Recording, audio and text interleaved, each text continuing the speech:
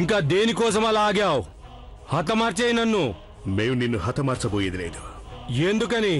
ఎందుకంటే మా లక్ష్యం నిన్ను హతమార్చడం కాదు. మేము నీతో మైత్రి చేయదలిచాం.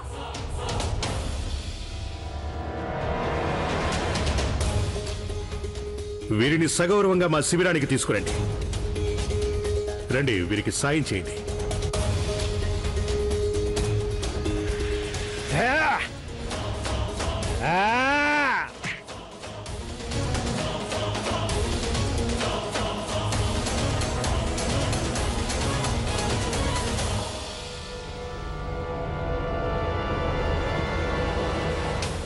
మమ్మల్ని చంపాలనుకుంటున్నావా? నీ సహమతస్తుండే హతమార్చాలి అనుకుంటున్నావా నువ్వు? అది కూడా ఒక అహంకారి అయిన బార్షా, ఒక అమాయకుడైన స్త్రీ తన మతం మార్చుకోవాలని పంతం పట్టినందుక? అది నీ ఉద్దేశమైతే ఈ కరవాలన్నందుకు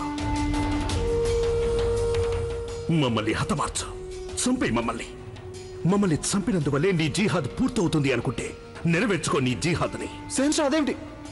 మా ఇద్దరి మధ్యకి ఎవరూ రావద్దు.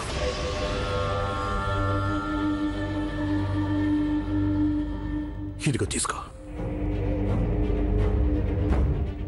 రా, మా గుండెల్లోకి దీన్ని, ఈ కత్తిని దించేయి.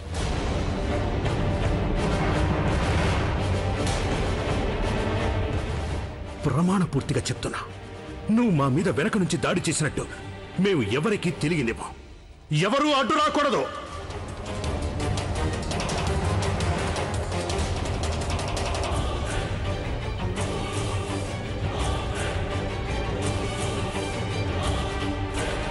రా.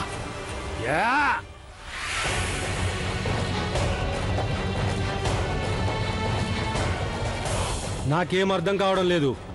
నేను మీ మీద ఎందుకు దాడి చేయలేకపోతున్నానో తెలియడం లేదు.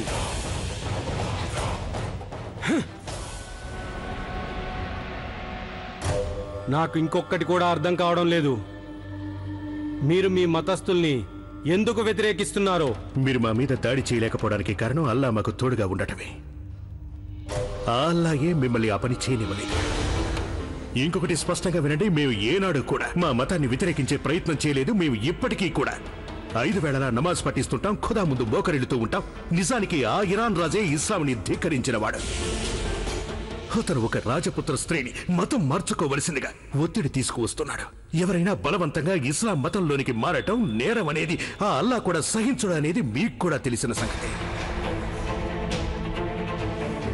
మేము ఏమాత్రం ఇస్లాంని వ్యతిరేకించలేదు. మేము ఇస్లాంని వ్యతిరేకిస్తున్న వ్యక్తితో మాత్రమే పోరాటానికి దిగాం. మేము స్వచ్ఛమైన ముసల్మాన్లం. ఇప్పటికీ ఇస్లాంని నమ్ముకుంటూ ఉన్నాం, సోదర భావాన్ని విశ్వసిస్తూ ఉంటాం. కనుక ఒక స్వచ్ఛమైన ముసల్మాన్గా మేము మీతో మైత్రిని కొనసాగించాలనుకుంటున్నాం.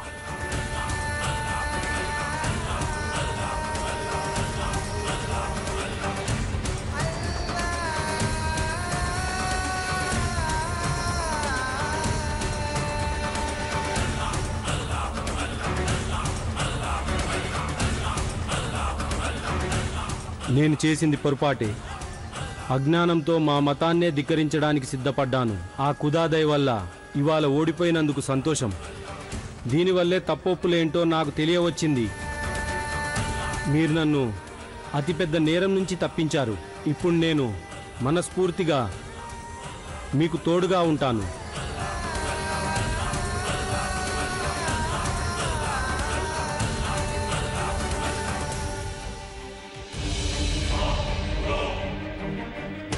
మా సామ్రాజ్యం ఇకపై మీ సొంతం.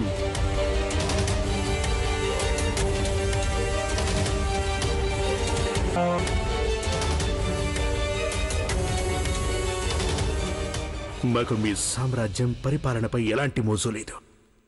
మాకు కావాల్సిందల్లా మా సహమతస్థుడు మాత్రమే.